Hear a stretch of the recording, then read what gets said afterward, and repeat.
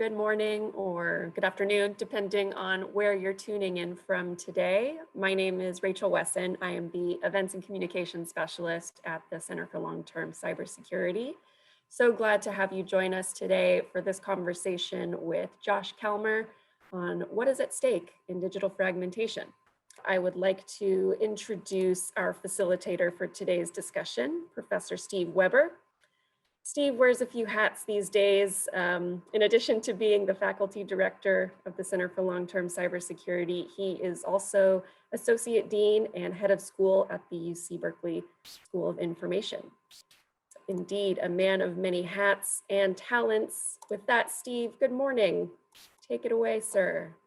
Great. Thank you, Rachel, and thanks everybody, and thanks especially to Josh for making time for this conversation. I just want to do a really quick introduction of Josh and then ask a bunch of questions and then engage everybody else in a conversation as well. So Josh Kallmer, who everybody will meet in a minute, is a person sitting at the intersection of technology and international economic policy issues for a very long time. Right now, Josh is head of global public policy and government relations for Zoom, where he's doing a big job architecting Zoom's global public policy and government relations strategy around the world, and serves as the company's chief representative to governments around the world. And you can imagine those are pretty intense conversations right now. Before joining Zoom, Josh was ITI's executive vice president for policy. Before ITI, which he joined in 2015, he was counsel in the international trade and dispute resolution groups at the law firm Crowell and Mooring. Before Crowell and Mooring, he was deputy assistant U.S. trade representative for investments. He's moved in between industry, government, and law firms. I found it particularly interesting. Josh had worked on bilateral investment treaty programs and led negotiations on several international investment agreements. And actually probably relevant to today's discussions, Josh was the USTR representative on something called CFIUS, which only government geeks know to be the Committee on Foreign Investment in the United States.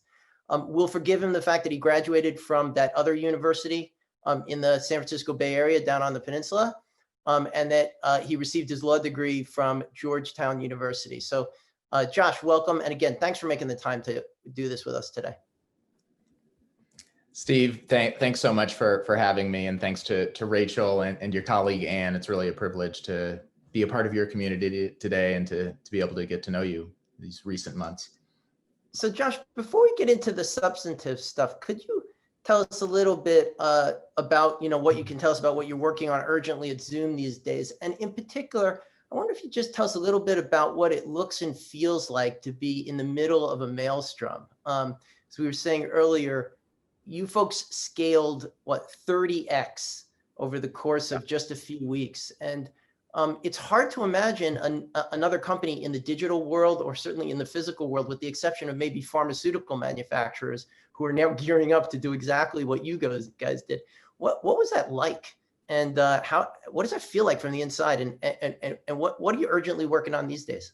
Yeah, no, great question. I mean, it's been, I've gotten a lot of the data, but not the entire picture, because I started in late May. From January to April, our daily, what we call daily meeting participants went, as you suggested, from about 10 million a day to over 300 million a day. And so we went through just this extraordinarily rapid scaling of the business in quantitative terms. And now that I'm in it, I'm able to see what that means from an engineering point of view when it comes to putting data centers all over the world and putting servers all over the place and architecting the thing and making sure it doesn't break down.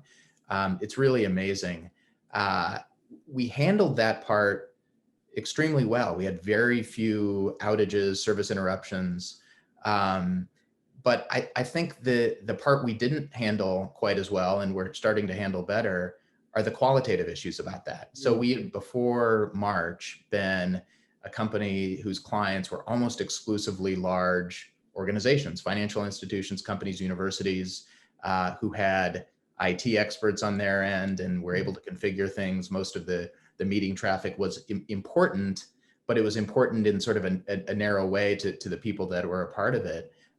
when the pandemic came and Zoom became used for so many other purposes, yoga classes, religious services, human rights, discussions, we were confronted, as people may recall from the press in early April, overnight with just a maelstrom of very significant, and I have to say, pretty valid public policy issues around security, around privacy, around what's become known colloquially as Zoom bombing, what we call meeting disruptions, uninvited guests coming into meetings. And so as we've been on this journey quantitatively and technically, we've also been on a journey politically and values-wise, which has led us through the summer. People also may recall from June that we made the decision to shut down some Zoom meetings around the Tiananmen Square commemoration date of June 4th. And by our own admission, that was a bad decision. We didn't put ourselves in a position to make the right decision because we hadn't anticipated that kind of use of Zoom, and we should have. Which leads into the other part of your question, which is what I'm working on now. I think there's sort of two broad categories of things, or maybe three. The first does have to do with issues around China. We have a significant amount of development in China. We have big global customers that have Chinese employees and customers of their own that they want to communicate with. And so making sure that we are explaining the nature of our business there, that we've got really good security around our operations there, and that we're being transparent about that. That's sort of bucket number one. I would say bucket number two are issues that I anticipate, they're already coming down the pike, but I anticipate in the coming months we'll do so even more, which are things like hate speech, child safety issues, the use of Zoom as a kind of, to put it in simple terms, a place for bad guys. And we want to, make sure that it doesn't become a place for bad guys. We've moved recently to end-to-end encryption, which is a tremendously positive thing from a security and privacy point of view, but it raises some valid questions about keeping people safe. So I see that as bucket number two. And then bucket number three, which is in a way that the least sexy, but maybe the most important set of issues, is the internal work of coupling with our very good values around all of these public policy interests, the infrastructure and the tools and the processes to actually implement it. So I'm building a team. I've hired a bunch of people around the world. I'm continuing to do that. I'm trying to educate the company on what it means to look out into the world and to see how people are reacting and to anticipate the kinds of questions we're going to get so that we can get ahead of things. Yeah. And that's work I think that will just, it's shoe leather work within the company. People are wonderful, but they haven't done this before. So it's quite an adventure in a lot of ways.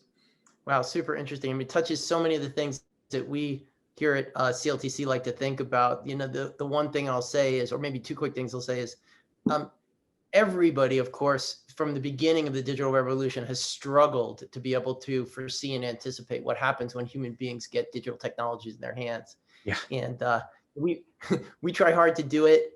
We're wrong more often than we're right. So I think oftentimes the question is, how do we respond to surprise? Right. And a lot of people appreciate the fact that you guys have tried transparently and openly to respond to those surprises. So thank you for that. And then just sort of interesting, the challenges of talking about public policy in an engineering company. Yeah. Again, something that's been true in Silicon Valley for a long time, but it was a lot worse 10 years ago, Josh. So probably you picked the right time to move into that. Right. So let's jump forward and talk a little bit about your views from the perspective of this experience as a global trade lawyer and a global trade government negotiator. You're sort of in a different position now, but at the same point, you're right at the front lines of, one could argue, the fastest and perhaps the most important accelerant of a particular kind of global trade, which is trade in ideas, which is right now happening on your platform. And maybe a few other competitors, but generally in video conferencing. So that's a big transformation from talking about tariffs on automobile parts. What's that like? And from your perspective, maybe there's a view that, look, what we're experiencing is an acceleration of longstanding trends, things that have been on the table for a long time. And it's just like, as sometimes people say, 10 years of digital transformation in 10 weeks. Mhm. It'd be particularly interesting to hear if you think that's true, and or if there are some specific things that feel like real discontinuities for you in the global trade and ideas business that you're in. Yeah, I think I would love to sound really insightful and say there's some qualitatively new issue here that represents a discontinuity that nobody's thought of. And there may be, but I haven't put my finger on it. I think the where I land on the question is more in the first camp, of this being an acceleration of something that was happening anyway. Although I think that the period of time in which it was happening is maybe a little bit shorter than we thought. I mean, it has certainly been the case for the last generation that global commerce has been moving from trade in goods to trade in services. And, it is, I don't know mathematically what it is, but it's well over 50% of global trade is now trade in intangibles, and an increasing number of, increasing percentage of that portion is being done digitally. So it's trade in ideas, the act of providing a quote unquote product that is itself knowledge or information, but it is also the use of data in the production of physical things. And so the ways in which digital information or data have come to dominate the global commerce discussion have been profound, and they've actually happened in a relatively short amount of time. I would say the last 5 or 6 years. I haven't, the COVID has certainly accelerated it. I haven't seen a way in which yet that it has revealed new issues that we hadn't thought about before. But I think that the thing that it has accelerated is not just the importance of looking at global trade through the lens of data rather than through the lens of widgets, but also the challenges that governments are having around the world, figuring out what their relationship to data is going to be, what their and what the relationship to each other is going to be. And that's manifested in a lot of ways that we can discuss. Yeah, really interesting. Because it reminds me that we connected to our friends at the Danish Tech Ambassador's office, and Yeah, that is their bread and butter. They're right. trying to figure out exactly that problem. So I'm sure we'll touch on some of those. Let me jump forward to talk about a particular element of that relationship that is of interest to us, and I'm sure you're encountering too. And it sort of like reminds me that a couple of years ago, we have this sort of scenario practice that we try to sort of think of a little bit above the horizon or ahead of the horizon about cybersecurity issues. I think it was in 2018, so it's about 2 years ago, we were working with a group in Washington, CNA, and the World Economic Forum in Geneva to develop some scenarios around 2025, looking forward about 5-6 years. And one of the scenarios that we developed in that work was something we called Barlow's Revenge, just kind of for John Perry Barlow, and explained the ways in which you could get to a world in which there were essentially two really opposite grand bargains, I'll call them, of state internet relations, like digital security and government, where some countries decided that like they had to secure the internet within their borders by essentially nationalizing it. And other countries decided that like governments just punted on this. Like it's too fast, too hard for us to deal with, and we're just going to turn it over to corporations in the market. And that's a little bit of a cartoon version, of course. But as we sit here in 2020, it does seem as if digital fragmentation of a sort is becoming more deeply entrenched, and not just between the United States and China. I mean, that's what gets the headlines, but it's not just that. And so I guess what I wanted to ask is, how do you folks, and you personally, see this as now a kind of an inevitable trajectory? Is it something that that we're just going to have to learn to manage? Even yesterday, there was an interesting article about the Tesla Model 3 in China being made entirely out of a Chinese supply chain. And for every 100% Chinese, and like the notion that the auto industry would have its supply chain nationalized in that way 5 years ago would have seemed completely infeasible. So like, is that something that we're just gonna have to learn how to navigate? Is it something that could be reversed? What does that look like from your perspective? So I think actually it's already happened in part. and we're learning to navigate it right now. The part in which it's happened is with China. I mean, I think it is, you know, who knows how one measures this kind of a thing, but I think it is reasonable to say that China has its own internet. It has its own players. It certainly has its own rules of the road. And it is a, you know, it's a state capitalist environment that is driven by concepts of control. And that is now sufficiently reflected in the legal architecture and the nature of the commercial market as to allow one to say the splinter net has happened in some very real way. A way in which I think it's still playing out and the result is not inevitable is sort of probably the 5-year horizon of what happens with the rest of the world. In particular, and again, I often use the word cartoon as well when I've had these discussions over the years, because you kind of have to make these generalizations that aren't fully accurate, but they're hopeful. The US, I think, has a certain model and Europe has a certain model. And both of those, they have similarities, but they have very important differences. In Europe, and I say this as somebody with a lot of personal affection for Europe and appreciation for the regulatory model of Europe over the United States, but there is the concept of needing to have a regulatory architecture before the identification of problems. Whereas the US has historically, and certainly in the area of the internet, taken that approach. In the US, that more responsive approach, I think, is being challenged, and we'll see we've already, in the area of privacy and in California, seen a response to that cuts against that approach. In Europe, there are just very fundamental battles being played out in this European Commission about what the contours of the next big regulation of the internet after GDPR are going to be. The ultimate question there, I think, is going to be whether the US and Europe, along with Japan, Korea, Canada, Australia, and other democracies in Western, primarily Western countries, can come together in general terms around a common understanding of data, of technological activity, and around trust. And that, I think, is kind of a 5-year horizon that we're talking about. And then I think there's a bigger picture question. Is it reversible, you asked?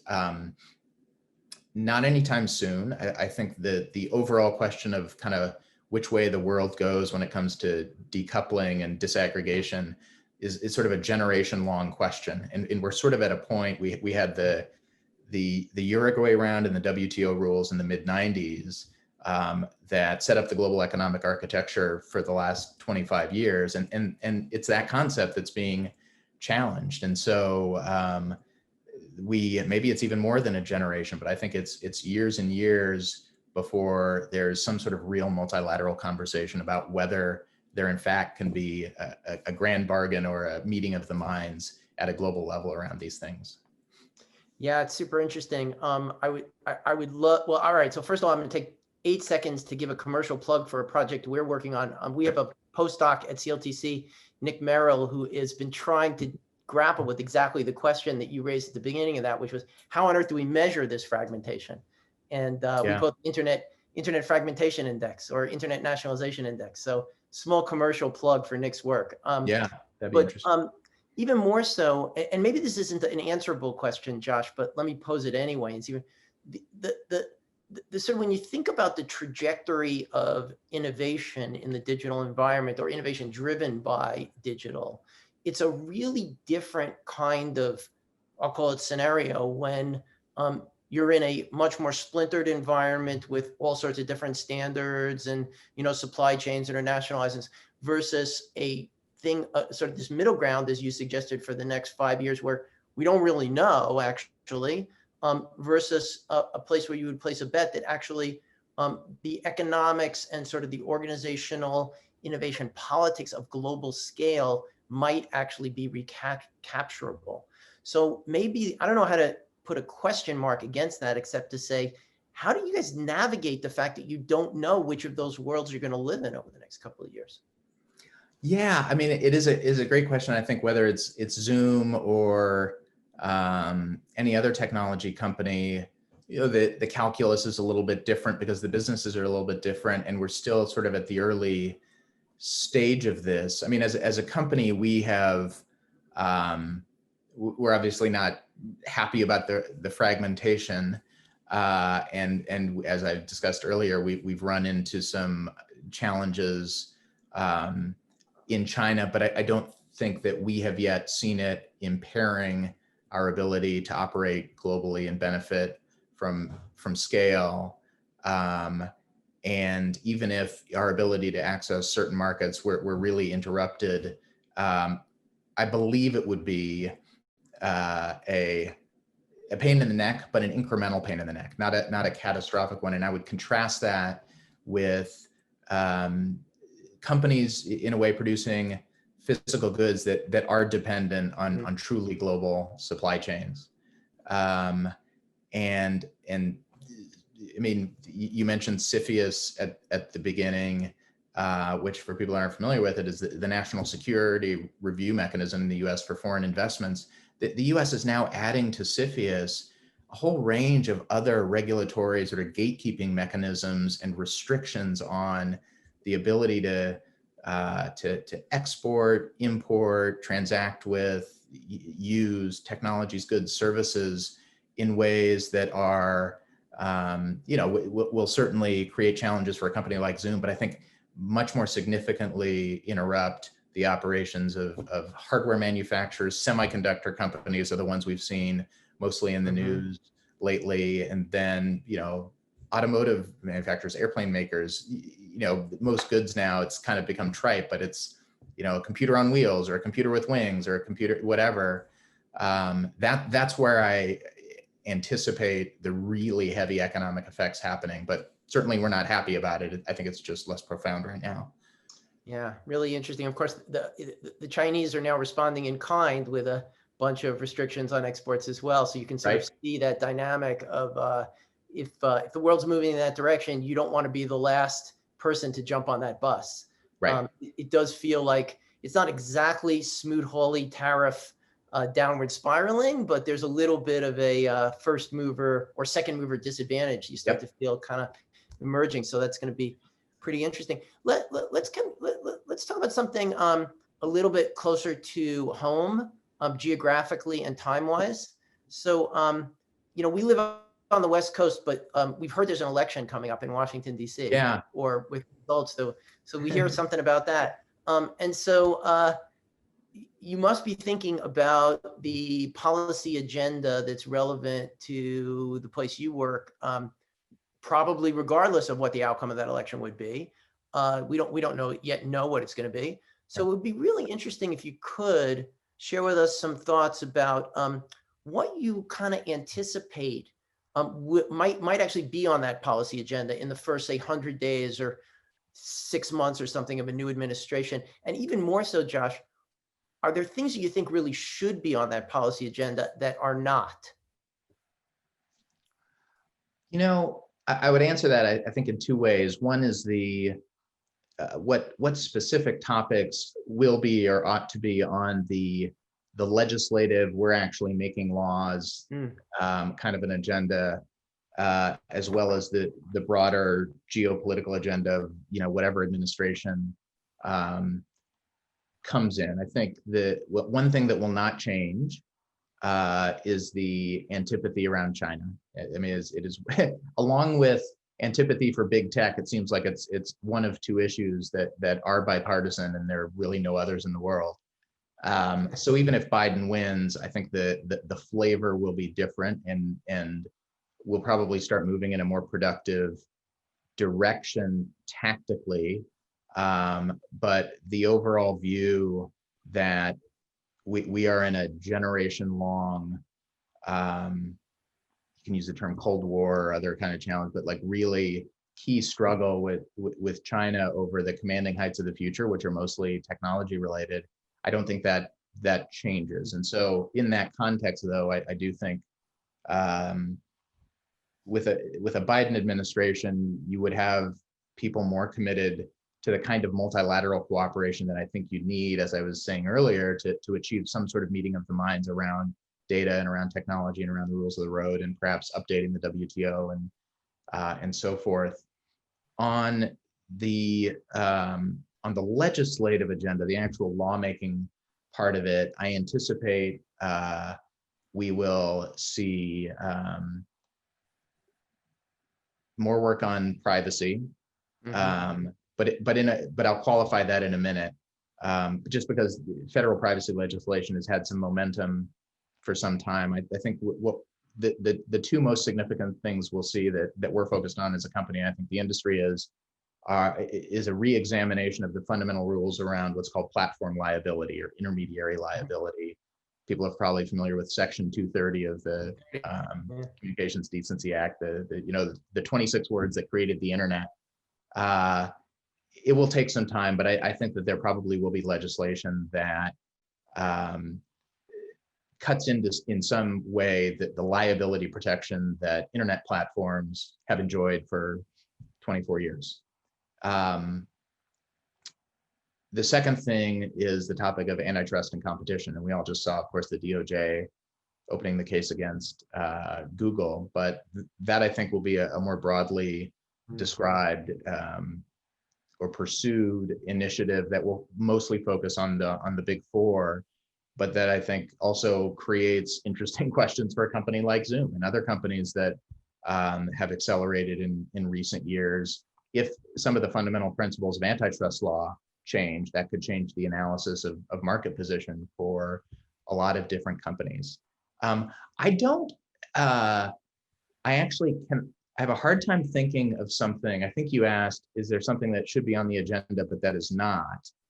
I'm struggling to think of something that concrete that is not, other than I kind of live in perpetual fear that people aren't taking cybersecurity seriously enough, whether or not that's in the executive branch. I'm not sure it's a legislative question. I think it's truly a more working level, but very important executive branch activity, probably a lot occurring in NIST that may or may not be proceeding sort of actively enough. But there's an issue that I think gets, may actually have more attention than it deserves. And that's privacy. And what I mean is, I don't mean to say privacy is not incredibly important. It is, but I think in a way the debate's over. The GDPR has won. I think that's a good thing. CCPA reflects that. There is now roughly a global consensus over 85 to 90% of the core ideas contained that the GDPR sort of midwife. People refer to it as a four-letter word, but that's because it comes with all the psychological baggage. The US has made a huge amount of, a real transition, I think, in the last 4 years in coming to really value individual privacy. And we see it in other parts around the world. So that the battle over privacy is now one of legal architecture rather than substance, which is important. But I think it kind of just needs to happen. Like, they need to get back into Congress, take 4 months, get a bill, get a federal system so that they're, Californians may not like it, but I see a lot of benefits to it, to a non-fragmented US system. And then kind of try to do the work of then achieving more interoperability with Europe and the rest of the world. It's a super interesting perspective. And I know I have a lot of colleagues who would argue with you bitterly over the question of whether or not the debate is over. But we'll save that for another day. Yeah. They might agree with you actually on the debate about sort of like last generation's technology, and they might talk to you differently about things like IoT devices. Yeah, that's fair. Yeah. Ubiquitous computing. But we'll save that for another time, because that'll be a fun argument. I kind of want to wrap up our part of the question, then question and answer, and then go to things that other people are interested in. But I do want to ask you one question that's a little bit parochial for us, because one of the things that we constantly try to do here at Berkeley at CLTC is to ask our friends and colleagues who are in government and industry, what are the kinds of issues or problems or questions that maybe they keep you up at night, or maybe they just make you anxious, that you kind of sit back and say, all right, I really wish somebody with in a public research university would try to solve or try to get some answers to that question for me. maybe we can't do it in-house. Maybe the Right. industry is not going to do it. Like, but there's a public good element to that that has to happen inside of a researcher university, and that's our way of collecting intelligence on where we ought to be spending our time and what attention we ought to be allocating where. So, do you have any thoughts about that for us, or just for the Berkeley research community generally? That would be really gold. Yeah, yeah. Well, I think the work your colleague Nick is doing, it would absolutely fall into the category of things that would just be incredibly valuable for the world to have. I mean, I think the starting place for how I would answer that question is to just sort of recognize like this fundamental problem, that I think that's plagued political theorists since the beginning of time, and I think is reflected in a lot of the challenges we've seen over the last generation internationally and the pandemic brings into sharp relief, is the disjunction between truly shared global problems and the incentives of political actors in a world governed by individual nation states. Yeah. So you get, the decisions that, I as a trade negotiator would have made back in 2009 may have been individually rational for the United States, but sort of collectively perverse in some ways for the world. And I can't think of an exact example, but what I'm saying is like the governance of data is a perfect example of this. It feels good to regulate the flow of data to stuff within your borders. It has appeal. Governments have incentives to do that just sort of by virtue of the physical territory that they govern. But it leads to collectively irrational results for the world, and I think for the individual, whether it's the United States or UK or whatever the market is, ultimately for the same market that's taking those national actions. So I'm just fascinated by questions around that disjunction, and think that, whatever research can be done, whatever sort of rigorous quantitative analysis can be done into the ways in which whatever the unit of government is that is making the decision, how it's kind of set against the actual playing field of interest that is larger than itself, and what it means for the net welfare of that larger field, as well as the immediate economy. So that if you could show that,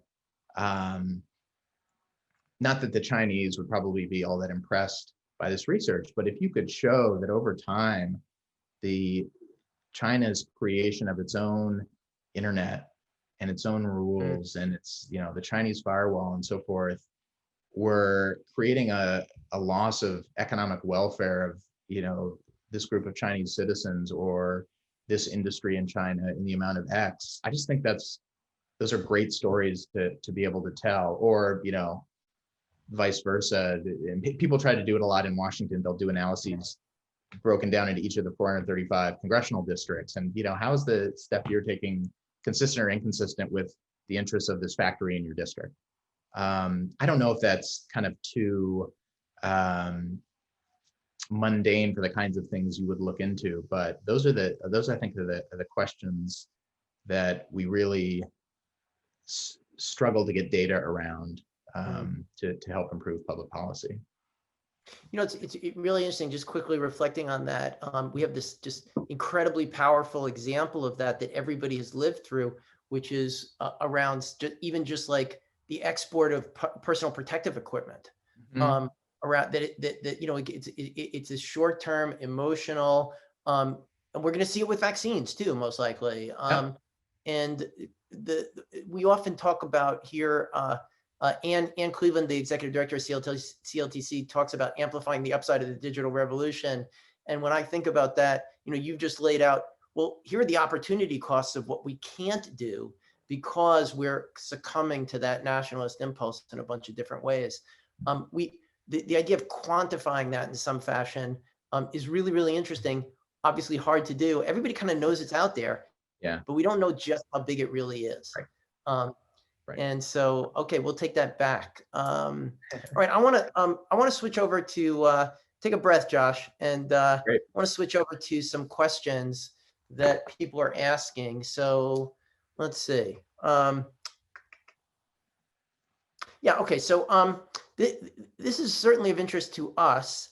And one of my colleagues asked, how I'm curious about how some of the work that you mentioned, kind of trying to enroll other people in the organization, particularly engineers, to try to anticipate and foresee future social political challenges.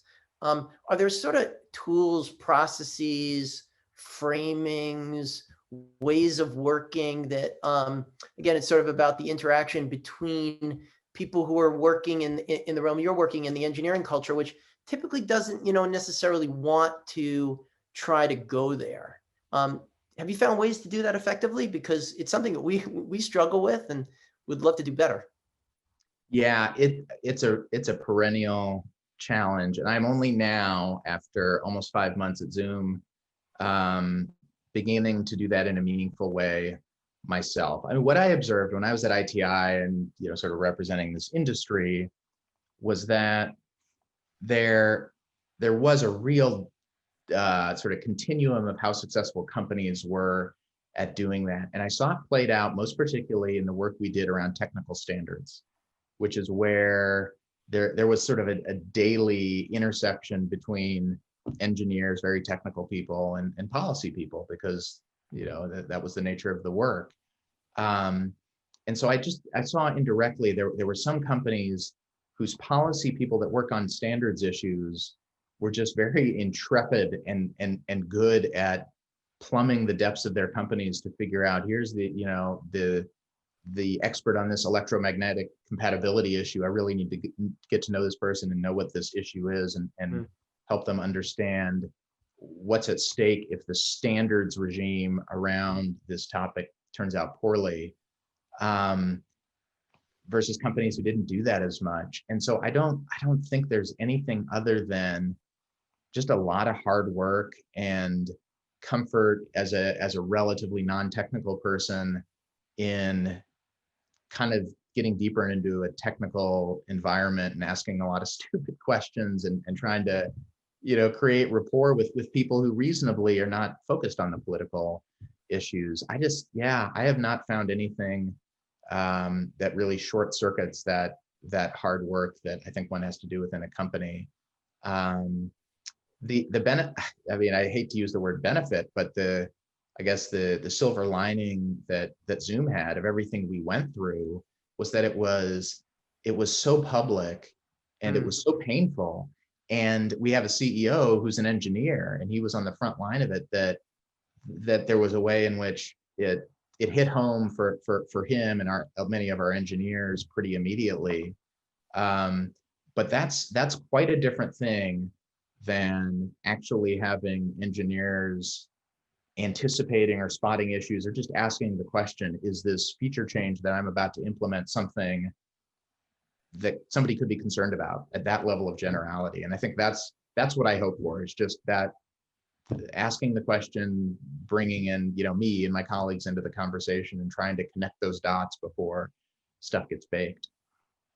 Well, you need to hire more people who graduate from schools of information, because that's exactly what we try to train our students to do. And just personal reflection, when I first moved from a traditional political science discipline to the school, it is really, really hard. You have to learn a completely different language, right? And you have to learn to be kind of like culturally attuned just to the way engineers, in this case, sort of like parse a problem and how they work through it. And it's easy to say, and I feel like 10 years in, I'm starting to like understand how to navigate that landscape a little bit better than I used to. So it's a challenge we're all going to face, but what an exciting place to actually try to do it. Here's another question about that comes from another one of my colleagues about sort of moving away or abstracting away from China a little bit. Listen, it's obviously the big gorilla in the room, but many other countries are also sort of perhaps withdrawing or sort of looking at optionality from, let's call it, the US Euro internet. Obviously, there's Russia. There are some countries in the Middle East that sort of feel, and of course, India is kind of may have to make some choices actually at some point. So how do you think about all those other players in the game, and trying to manage, because you're managing a portfolio of relationships with all of them. So you can't spend all your time working on China. Yeah. Yeah, I think India probably is the most significant player in that category of other players, and it's one we think a lot about. We're actually, and again, I hesitate, benefit is not the right word, but one of the byproducts of India's increased tension with China is more focus on US solutions and the US relationship. And so that's been something that we've been able, just in the last several weeks, to get some momentum on when it comes to deepening our engagement in India. I think ultimately every market has to be taken on its own merits. We've got business interests in different parts of the Middle East. It's easy to sort of generalize, but they're very individualized markets. And as you can imagine, with some of those countries, we've got some sort of values questions to make sure we're comfortable about, as well as more mundane regulatory issues. I see it, I still see it, but now that I'm with a specific company, the discussions are less about these big themes and more about the immediate possibility for Zoom to partner in the market. But I think that you're right. I think it's India, it's Turkey, it's Brazil, it's Vietnam, and I don't think there's a generalizable approach to achieving success with any of them, other than spending the time there, getting to know them, and hopefully being able to engage. Well, maybe soon you'll be able to actually get to spend the time there if you want to get on some airplanes. Maybe not. It's a little bit different. It really is.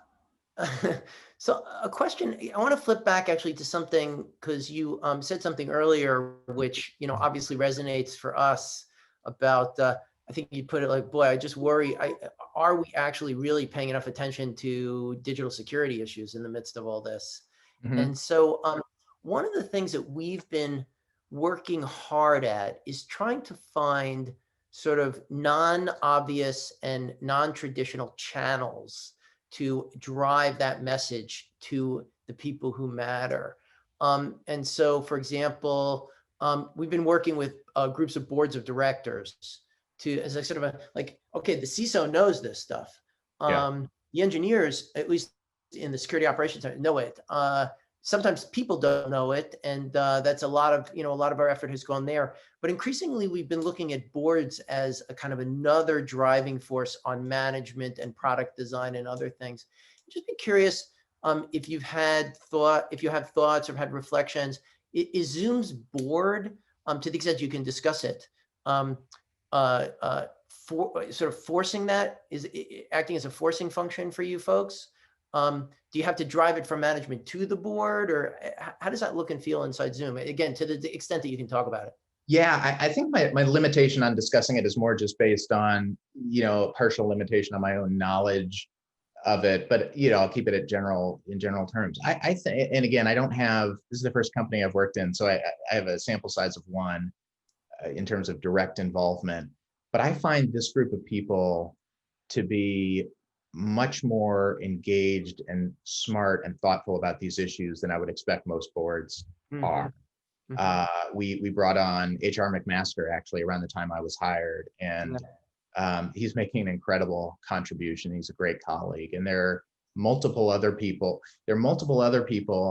that have really interesting ideas around this. They get why it matters. It doesn't have to be explained to them. And then everybody on the board, I think it's 9 people, cares. And so when we go through the kinds of things that we've gone through over the last several months, they're very involved. It's a bi-directional conversation. So I think, some issues are forced from the board, some issues we raise, and then we seek their advice. But I think you're onto something. I mean, it's, who knows what you'll get, but I think one of the benefits you get with the concept of a board is, of course, there can be certain amounts of similar thinking, but theoretically, you're getting people from different perspectives who have an interest by definition in the topic that's being discussed, for the company, but are not kind of in the, in the crucible of the engineering every day and able to get lost. So I think that's a good route to continue to pursue. Yeah, just to name it, one of the challenges that we run into, it's more common with directors from, let's call it more traditional, not born digital native companies. Yeah. The question, as they think about what are the right questions for us to pose to our security people, to our CISOs, the question they ask us is, what does good look like? Mm-hmm. And our answer, which is not terribly satisfying, is that's not the right question. It has to be more dynamic than that. How do you get it? The question ought to be, what does getting better look like? Mm-hmm. And a lot of board members find that to be very unsatisfying, but that is really where we have to be, I think. Mm-hmm. Josh, let me wrap up by asking you the question that I always ask, and it's completely unfair, but what should I have asked you that I didn't ask you? What should we have talked about that we didn't?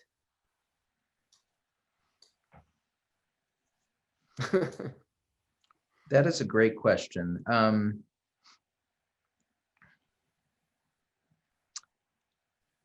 I think an increasingly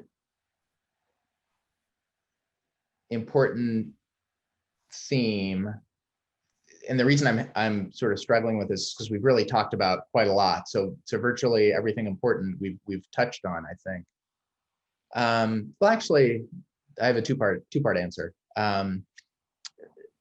First is that I do think that when I look at the way the political environment has evolved, not just in the United States, but in parts of Europe and some other markets, Brazil, over the last 2 or 3 years, it's really troubling. And it reflects a level of rancor that I think has some very legitimate underlying causes having to do with kind of, the economic structure of economies and so forth. But it's now converging, whether it's Zoom or other video communications technologies or other kinds of technologies, we see it all the time in ways that just have the potential to really amplify the rancor and the damage that kind of destructive discourse does. And so I think more what I would like to see, and what I'm going to try to do on behalf of Zoom, in addition to just addressing the issues that we may run into, is just trying to advance the conversation internationally and the collaboration internationally around that stuff, because it's a classic area for companies that kind of beat each other up in the commercial marketplace to work together on. I think that's very interesting. And then I think the one issue we touched on that may or may not be research that's appropriate for you, but certainly discussions like this that you host, could be an interesting theme, is like,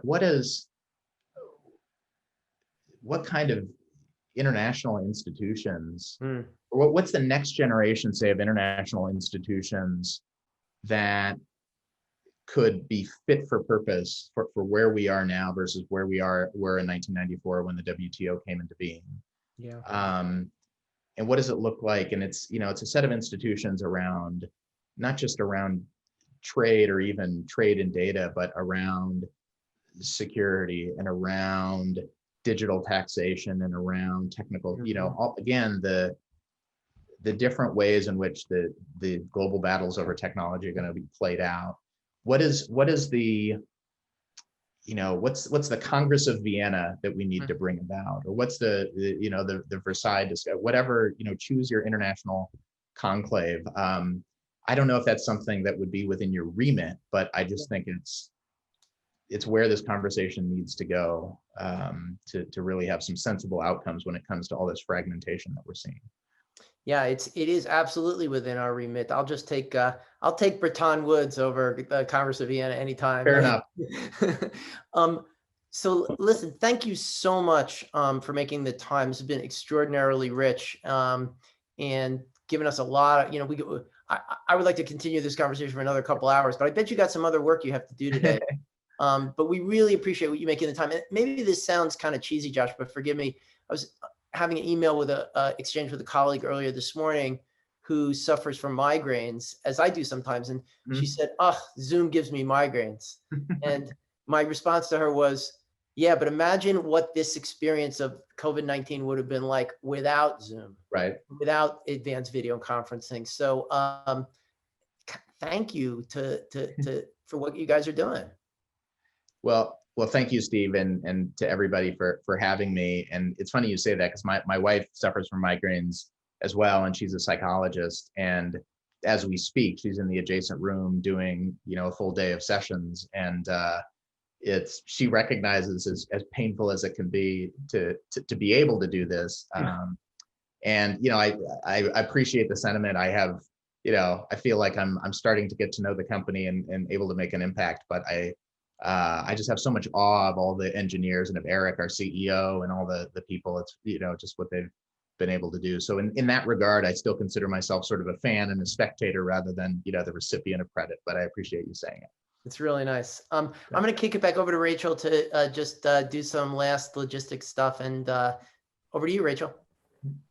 Thank you, Steve. And yes, thank you so much, Josh, for joining us today. That was a super interesting conversation. Big thanks to everyone in the audience and to everyone who asked questions.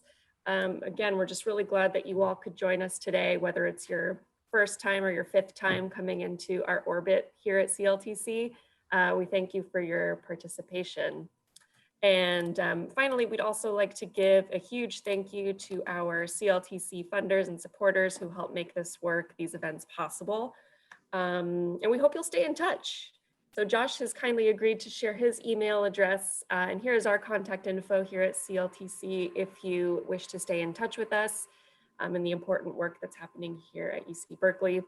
Our next event will actually take place on Tuesday, October 27th, where we are hosting this awesome panel of AI policy experts that you see before you to discuss the differing ways in which specific industries are approaching AI development. So if you're interested in attending, please visit the events listings page on our CLTC website, and we hope to see you all again very soon. Wishing you all well. Thanks again for being here, and please take care.